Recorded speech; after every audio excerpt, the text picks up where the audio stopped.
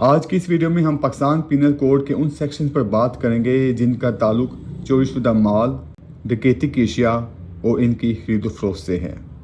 بسم اللہ الرحمن الرحیم۔ السلام علیکم ویورز، میں ہوں آپ کا ہوسٹ راجہ عامر عباس ایڈوکیٹ، اور آج ہم پڑھیں گے اور سمجھیں گے سیکشن 412، 413 اور 414 آف پاکستان پینل کوڈ کو۔ سب سے پہلے ہم پڑھ لیتے ہیں سیکشن 412۔ یہ ان لوگوں پر لاگو ہوتا ہے جو جان بوجھ کر ایسی اشیاء، ایسی جائیداد خریدتے ہیں یا اپنے پاس رکھتے ہیں جو ڈکیتی یا لوٹ مار کے ذریعے حاصل کی گئی ہو۔ اس میں عمر قید کی سزا ہوگی یا پھر 10 سال تک کی قید بامشقت ہوگی اور ساتھ جرمانہ ہوگا۔ عدالتی حوالے کی بات کی جائے تو ایک سائٹیشن ہے PLD 2003 سپریم کورٹ پیج 704۔ اس میں عدالت نے کہا علم اور نیت ثابت کرنا ضروری ہے۔ اگر علم اور نیت ثابت نہیں کی جاتی، صرف قبضہ جرم ثابت کرنے کے لیے کافی نہیں۔ ایک مثال سے سمجھ لیتے ہیں۔ مثال کے طور پر اگر کوئی شخص 20 لاکھ کی گاڑی صرف 5 لاکھ میں خرید لے اور اسے معلوم ہو کہ یہ حالیہ ڈکیتی میں چوری ہوئی ہے، تو یہ دفعہ 412 کا سیدھا کیس ہے۔ 412 کے تحت اس کو سزا ہوگی۔ اب آتے ہیں ان لوگوں کی طرف جو اس کام کو کاروبار بنا لیتے ہیں، یعنی جو عادتاً چوری شدہ مال کی خرید و فروخت کرتے ہیں۔ اگر سیکشن پڑھیں تو اس میں لکھا ہے whoever habitually deals in stolen property shall be punished with imprisonment for life or with imprisonment of either discretion for a term which may extend to 10 years and shall also be liable to fine۔ یعنی کہ اس میں بھی سزا وہی ہے جو پچھلے section میں تھی، لیکن اس میں عادتاً وہ چوری شدہ مال کی ڈیل کرتا ہو۔ تو ایسے شخص کو کیا سزا ہوگی؟ وہی سزا جو پچھلے سیکشن میں تھی، عمر قید ہوگی یا پھر 10 سال تک کی قید بامشقت ہوگی، ساتھ جرمانہ ہوگا۔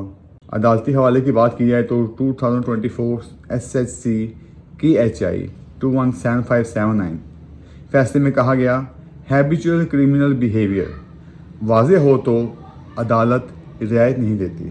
نہیں کہ ایک کرمنل ہے، اس کے پیچھے بھی کوئی ریکارڈ یافتہ وہ کرمنل ہے، پہلے بھی وہ اس طرح کے اس پہ FIRs ہوئی ہیں اور اس کو سزائیں ہوئی ہیں، تو ایسے صورت میں ایسا شخص جو ہے وہ ہیبیچول کرمنل بیہیویئر اس کا ہوگا تو اس کو کسی قسم کی رعایت نہیں دی جائے گی۔ مثال کے طور پر کسی مارکیٹ میں دکاندار ہر ہفتے چوری شدہ موبائلز خرید کر بیچتا ہے، تو ایسے دکاندار پر سیکشن 413 لاگو ہوگا۔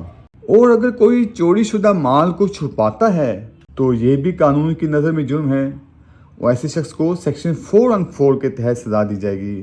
سیکشن 414 میں لکھا ہے whoever voluntarily assists in concealing, disposing of or making away with property which he knows or has reason to believe to be stolen property۔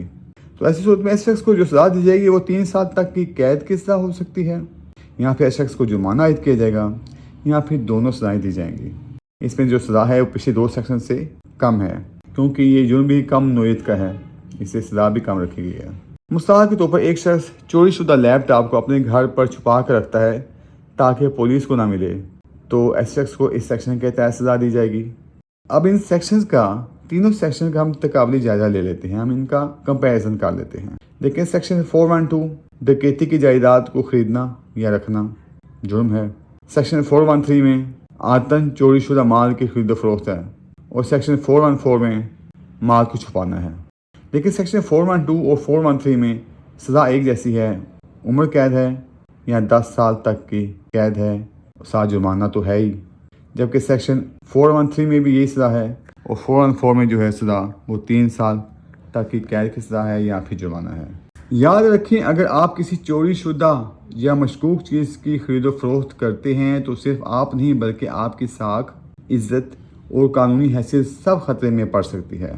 قانون نہ صرف چور کے پیچھے جاتا ہے بلکہ چوری کا سامان خریدنے والے پر بھی ہاتھ ڈالتا ہے۔ ویورز، اگر آپ کو یہ ویڈیو مفید لگی ہو تو پلیز اس کو لائک کر دیں اور شیئر کر دیں، اور مزید قانونی رہنمائی کے لیے میرے چینل کو سبسکرائب کر دیں، اور کمنٹس میں بتائیں کہ آپ اگلی ویڈیو کس ٹاپک پر دیکھنا چاہتے ہیں۔ آپ سب کا بہت شکریہ۔ اللہ حافظ۔